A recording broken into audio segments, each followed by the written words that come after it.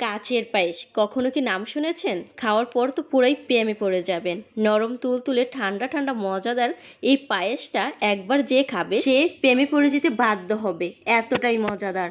গরমের মধ্যে এরকম ঠান্ডা ঠান্ডা মজাদার কাচের পায়েস যে একবার খাবে তার একেবারে আত্মা পরাণ সব জুড়িয়ে যাবে, এতটাই মজাদার। তো আজকে আমরা কাচের পায়েসটা তৈরি করব সাবুদানা দিয়ে। সাবুদানা নিয়েছি ছোটো বাটি, এক বাটি। সাবুদানা অল্প ভিজালে অনেক হয়ে যায়, তো পরিমাণ মতো সাবুদানা ভিজাবেন।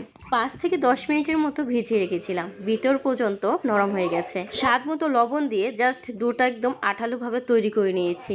এখন গুল গুল বল বানিয়ে নিব। আপনার হাতের কাছে রেগুলার তেল অথবা ব্যাটার যে কোনো রেগুলার তেল থাকে, হাতে মাখিয়ে গুল গুল করে ছোট ছোট করে বলগুলো তৈরি করে নিব।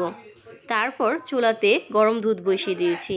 এলাচ, দারচিনি, লবঙ্গ, তেজপাতা সব কিছু দিয়ে বলক আসার পর বলগুলো আস্তে আস্তে দিয়ে দিচ্ছি। আপনাদের ইচ্ছা মতো বলগুলো ছোট বড় করতে পারেন। বলগুলো সিদ্ধ হয়ে ডাবল হয়ে যাবে। আগেই চুলাতে গরম দুধ বসিয়ে দিয়েছিলাম, চেষ্টা করবেন আগে বসিয়ে দিতে। আমি আজকে কাচের পায়েসটা রান্না করছি গরু দুধ দিয়ে।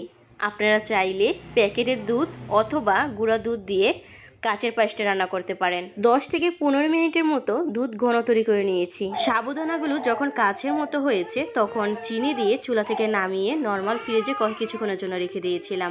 ঠান্ডা ঠান্ডা পরিবেশন করে আপনাদের সাথে আবার শেয়ার করেছি। অসম্ভব মজা ছিল, যে একবার খাবে সে প্রেমে পড়ে যাবে। নরম তুলতুলে ঠান্ডা ঠান্ডা সাবুদানা কাচের পায়েসটা খেতে অসম্ভব মজা ছিল। আমার বাসার সবাই কাচের পায়েসটা খেয়ে বারবার রিকোয়েস্ট করেছে আবার বানিয়ে দেওয়ার জন্য, এতটা সুস্বাদু ছিল।